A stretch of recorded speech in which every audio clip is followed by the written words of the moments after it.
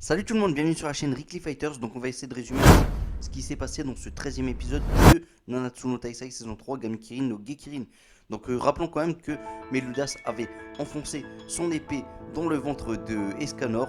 Donc Escanor bien entendu il tombe au sol.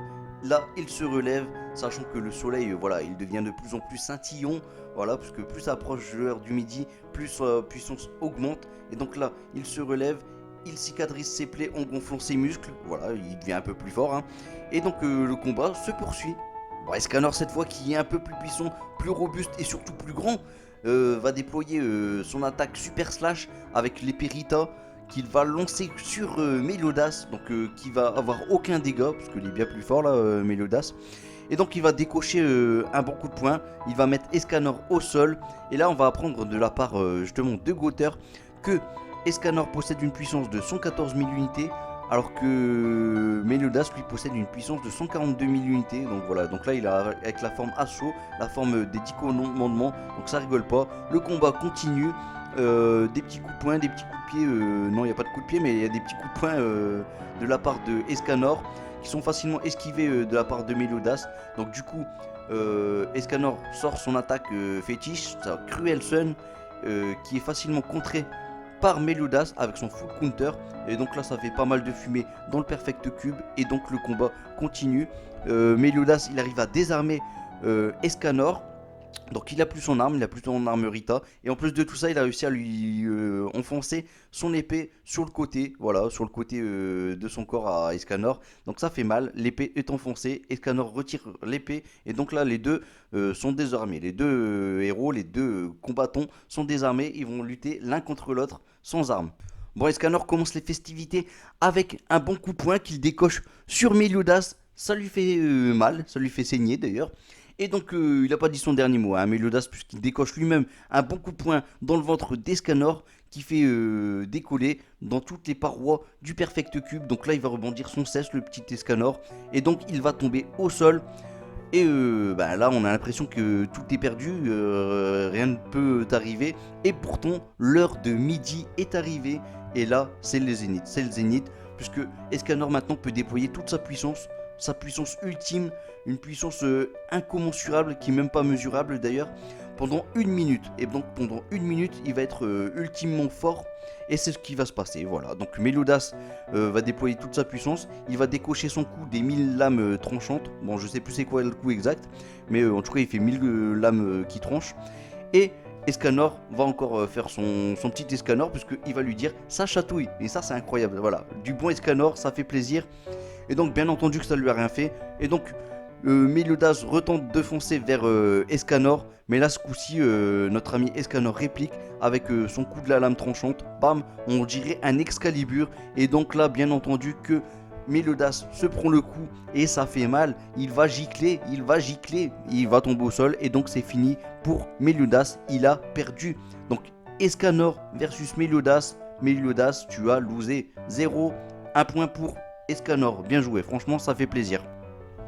Bon, chose quand même plutôt drôle, c'est que juste avant que Meliodas ne tombe, on voit une image avec Meliodas. En face, il y a Escanor qui est gigantesque, mais énormissime. Il est gros, il est gigantesque, il est tout feu, tout flamme. Et ça, c'est une image qui fait plaisir quand même. C'est vraiment une image qui fait plaisir. Puis ensuite, Meliodas, il tombe. Voilà, les Taisei rejoignent le champ de bataille. Donc, qui n'est plus un champ de bataille d'ailleurs, du coup. Et donc, voilà, ils se posent des questions. Qu'est-ce qu'ils vont pouvoir faire avec Meliodas? Et du coup, bon, ils se disent qu'ils verront ça plus tard. Et donc Merlin, elle fait voler Meliodas, vu qu'il est plus en position de combattre, hein. Et donc là, ils vont en marchant vers la taverne du Bois-Hat. Alors, sur le chemin, il y a des petites choses plutôt drôles, puisque Escanor, bon, il parle avec Diane, qui lui dit: oh, franchement, on a eu de la chance de t'avoir dans l'équipe, vraiment, sans toi, on pourrait pas faire grand chose et tout. Lui, il a dit: ah oui, et justement, il parlait du fait que Meliodas puisse se réveiller, et lui dit: ah bah, à la limite, moi, je pourrais encore en découdre avec lui, il n'y a pas de souci. Et Merlin, elle dit: ah bon, et du coup, elle vient juste devant Escanor, elle lui donne un coup de poing, elle met KO notre ami Escanor. Donc qui tombe? Bah en fait c'est tout simple, hein. Notre ami Escanor était vraiment essoufflé, était fatigué de son combat. Il a tout donné, il a vraiment tout donné. Et d'ailleurs l'énergie qu'il avait emmagasinée avec le soleil, toutes ces années, il l'a énormément utilisé pour pouvoir combattre Meliodas.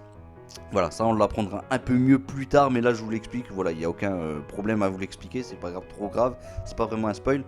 Et donc voilà, sur le chemin, il y a bien entendu Ban qui lui s'en veut, voilà, il a pas servi à grand chose dans cette partie en tout cas, dans cette partie que ce soit contre Meraskila ou contre ou alors avec son capitaine Meliodas, voilà, il a pas servi à grand chose, donc il s'en veut, il a même pas pu protéger sa bien-aimée Elaine. Et donc voilà, ils arrivent au bar Hat. Nos deux amis, le capitaine Meliodas, qui n'est plus vraiment le capitaine puisqu'il a plus trop ses émotions là, il est couché au lit. À côté, il y a un lit avec Escanor, fatigué aussi. Voilà, il faut qu'ils se remettent de leurs blessures, hein, bien entendu. Et donc, Meliodas, lui, bon, qui est un démon, il se remet un peu plus facilement. Il commence à se relever et il se fait directement coucher facilement par Merlin. Ça, c'était drôle. Et Elisabeth, elle lui dit arrête, s'il te plaît, arrête, arrête, ne fais pas ça. Et donc, elles pourront prendre soin. Du coup, Elisabeth va être enfermée dans un perfect cube. Bon, je vous ai fait la version rapide. À l'intérieur pour pas que Meliodas puisse s'enfuir. De toute façon, on sait que Meliodas fera pas de mal à Elisabeth. Hein, voilà. Et donc là, la situation, elle est critique. Il reste en gros plus que King, Jan et Gother qui sont capables de peut-être protéger toute l'équipe. Parce que voilà, là, l'équipe elle est plus ou moins mal en point. Plus de capitaine Meliodas qui était super balèze, plus d'Escanor. Voilà, il nous reste plus que les trois là. Donc voilà, ils vont devoir protéger le Boirat, mais ils vont continuer quand même leur route vers Camelot en espérant que Escanor ça aille mieux avec lui. Hein, voilà. Donc petite image qu'on a eu aussi avec Ban et Hélène. Bon, à mon avis, ils ont eu une petite discussion, mais ça on l'a pas trop vu. Et d'ailleurs, en parlant de discussion, il y a une petite discussion qui se fait avec Gother et Jan et King. Donc Gother dit clairement qu'il doute que Meliodas se remette facilement de tout ça. Il doute que le vrai Meliodas revienne un jour, voilà. Ils ont peur que ça n'arrive jamais. Et donc on retrouve bien plus loin à Camelot, en tout cas dans les alentours de Camelot, Orlondi qui lui se cache. Il a peur de se faire attraper par des albillons.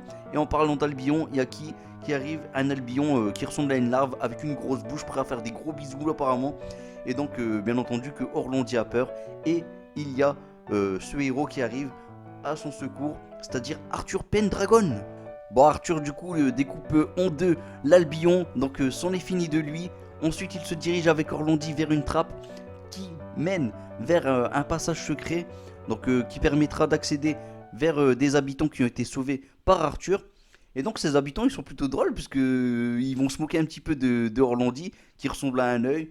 En plus de tout ça, Arthur va nous expliquer d'où il provient justement ce petit monstre, ce petit Orlondi, puisque c'est l'un des enfants de la mère du chaos. Donc voilà, c'est plutôt sympa à savoir. Donc voilà, ensuite ils vont se restaurer un petit peu, ils vont manger, tout ça.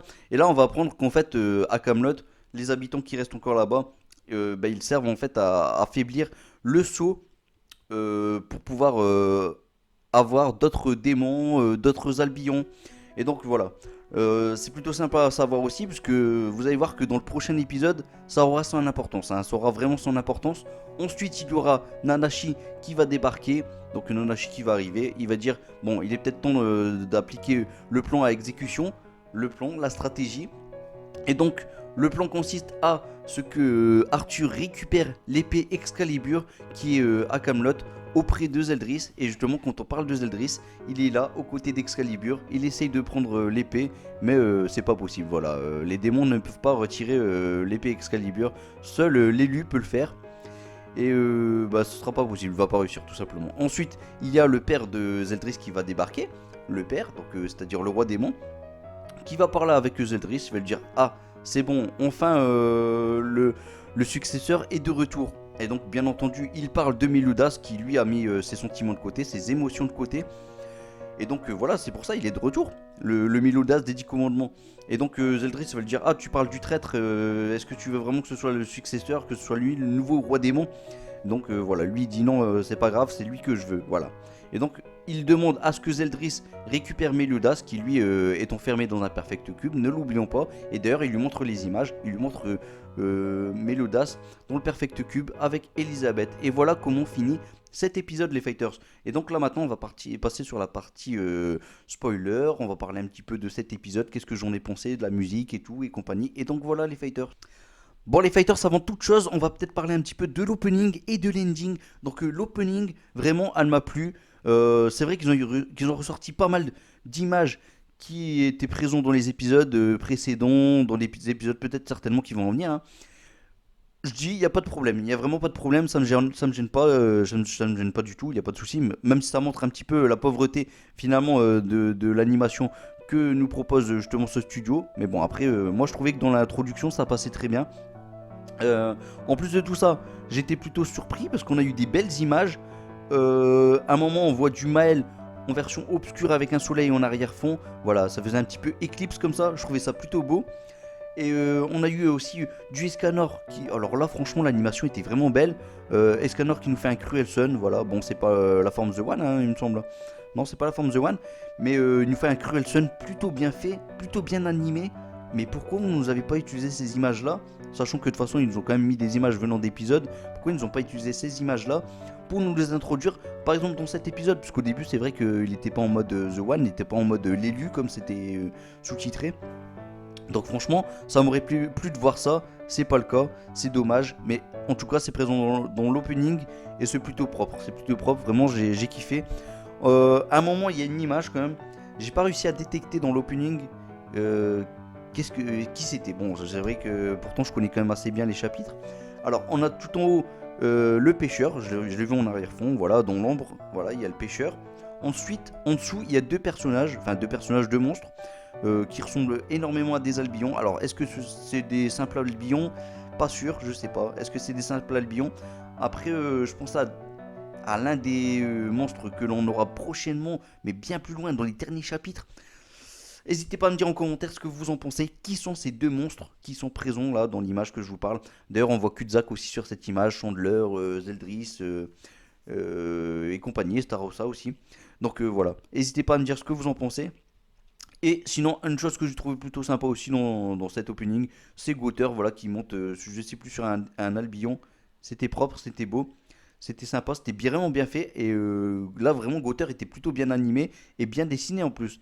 Ensuite, il y a aussi Merlin, qui était vraiment bien dessiné, qui nous fait un exterminé Dray, vraiment gigantesque. Là, j'ai kiffé avec les deux mains en l'air dès le départ pour exécuter l'attaque. La magie, c'était vraiment beau. Franchement, j'ai kiffé. Maintenant, on va parler peut-être un petit peu de l'ending. Donc, l'ending, ça nous a raconté quelque chose, comme souvent d'ailleurs. Et là, mis à part les dessins qui étaient peut-être un peu pauvres, sinon, moi j'ai kiffé. Voilà, la musique était plutôt sympa. Et les dessins, bof, bof, hein, par contre. Mais donc, du coup, quelle est cette histoire?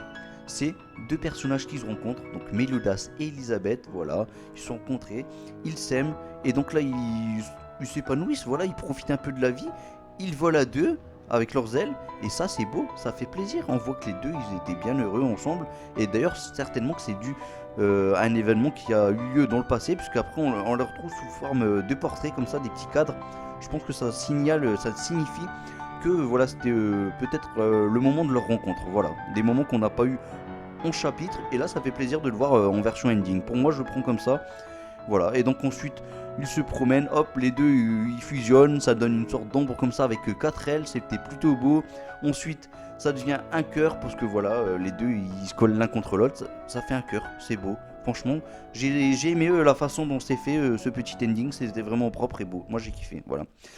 Maintenant on va parler peut-être un petit peu de l'épisode parce que j'ai énormément parlé sur deux endings, opening et ending.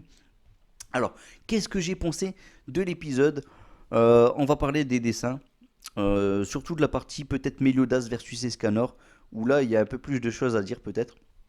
Alors, cette partie-là, il y a eu des dessins plutôt sympas j'ai bien dit, c'est pas non plus excellent, plutôt sympa, et il y a eu des dessins très moches, voilà, très moches, donc voilà, c'est dommage, mais on va pas rester sur les dessins, voilà, il n'y a rien d'autre à dire, hein, limite sur les dessins. Sur l'animation, par contre, on va peut-être parler un peu plus.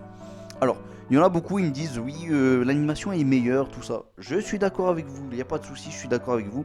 Mais, en vrai, c'est exactement la même chose qu'on a eu dans l'épisode précédent. C'est juste que dans l'épisode précédent, voilà, limite, ils méritaient une prime de risque. Malheureusement, c'était un échec. Parce qu'ils ont tenté des choses, ça n'a pas réussi. Ils ont essayé de faire un combat un petit peu plus pimenté. ça a pas fait mouche, ça a pas fait mouche. Voilà, on n'a pas été pris. Là, je trouve qu'ils ont pris moins de risques. Ils ont pris vraiment moins de risques. Et au final, il y a eu beaucoup moins d'actions qui ont été créées par leur part. Donc du coup, on a retrouvé beaucoup plus de touches Suzuki Nakaba, des dessins de Suzuki Nakaba. Et d'ailleurs, voilà, je vais pas, c'est pas pour être méchant, mais c'est vrai que quand on regarde le manga, il y avait quand même des images assez mal dessinées à ce moment-là. Et attention, hein, je sais que vous êtes nombreux à me critiquer du coup d'avoir dit ça, mais il faut être honnête. Mais l'audace n'était pas très propre à ces moments-là. Par contre, Escanor, je pense qu'il y avait aucun, il y avait pas vraiment de réel défaut dans les chapitres en tout cas. À ce moment-là, je parle bien de cette partie. Voilà, n'hésitez pas à me dire ce que vous en pensez en commentaire. J'ai hâte de voir tout ça. Je sens que je vais me faire critiquer, mais bon, voilà, c'est dit, c'est fait. À voir. Donc voilà. En tout cas, pour moi, c'était dans la continuité de ce qu'on a eu dans l'épisode précédent. Et je trouve même qu'ils ont pris moins de risques. Ils ont pris moins de risques. Voilà. Peut-être qu'ils ont censuré des trucs. Sinon, la deuxième partie, chose plutôt sympa. Voilà, parce qu'à un moment, on a eu une petite discussion avec Gauter, Jan et King, bien entendu. Et là, je trouvais ça drôle. Voilà. C'est vrai que c'est pas grand chose, mais on voyait leurs cheveux qui volaient comme ça au fur et à mesure, comme ça, avec le vent. Bon, c'est un petit peu de l'animation malgré tout, hein. Ils ont quand même pris la tête à faire pour que toutes les secondes il y a des cheveux qui volent. Voilà, ils sont pris la tête. Je trouve quand même qu'au niveau de l'animation, en vrai, voilà, ils ont fait tout ce qu'ils ont pu avec ce combat, mais je pense que les combats c'est vraiment pas fait pour eux. Voilà, c'est vraiment pas fait pour eux. Quand il se passe pas grand chose, voilà, ils peuvent nous faire quelque chose de sympa. Quand les personnages discutent ou des choses comme ça, l'animation ça va, c'est même plutôt sympa en vrai. Mais quand il y a des combats, je pense que ça a l'air compliqué pour le studio Dean de nous faire quelque chose d'exceptionnel. Maintenant, je me trompe un petit peu parce que c'est vrai que dans l'opening, on voit Escanor par exemple nous sortir une belle attaque, on voit même du Merlin, du Gauter. Franchement, dans l'opening, il y a quand même des belles choses. Maintenant, ils sont capables, j'ai l'impression. Maintenant, ils n'ont pas réussi, en tout cas, dans le combat Escanor versus Meliodas. Donc voilà. Sinon, la deuxième partie avec Arthur Pendragon, bon, bah voilà, il n'y avait pas besoin non plus de grand chose. Donc limite c'était plutôt bien, voilà, c'était bien fait, Vraiment là il n'y a pas grand chose à reprocher, si ce n'est que je trouve qu'il y a un moment qui manque, voilà. Peut-être que je me plante, peut-être que je me trompe vraiment, mais il me semble que Orlandi normalement doit peut-être intégrer la cachette secrète ou une cachette secrète, je ne sais pas. Il essaye de s'enfuir et là ça a été bâclé, ça a été fait vraiment vite fait. Enfin voilà, c'est dommage de nous oublier quelques petites parties, mais bon tant pis, hein, limite c'était pas une partie non plus super importante. Mais voilà, il fallait quand même le signaler, c'est fait. Que dire d'autre? La musique, oui. Les musiques de Nanatsu no Taizai, de toute façon, elles sont toutes bien. Voilà, elles sont toutes bien. Malheureusement, j'ai été moins pris peut-être avec la musique de Escanor quand il se met en version l'élu, on va dire. J'étais un peu moins pris. Et je trouve pas que les musiques ont fait mouche. Par contre, c'est vrai que la nouvelle opening, moi j'ai kiffé. L'ending, elle est pas mal, même si je préfère Generation, qui était mieux, je trouve. Enfin voilà. Voilà, je pense que niveau musique, on a tout dit. On va passer peut-être à une partie un peu spoil. Non, on va pas spoiler, ça sert à rien. On va voir la surprise les fighters parce que la vidéo dure déjà trop longtemps. J'ai pas envie d'en rajouter plus. Voilà, pour une fois, je vais pas spoiler. Allez, les fighters, prochainement, je vous dis saté, en espérant que. Parce que je vais vous faire un Masenko. En espérant que ce Masenko vous guide vers la victoire, bien entendu. Allez, Masenko, tout le monde. Salut, ciao, ciao, ciao.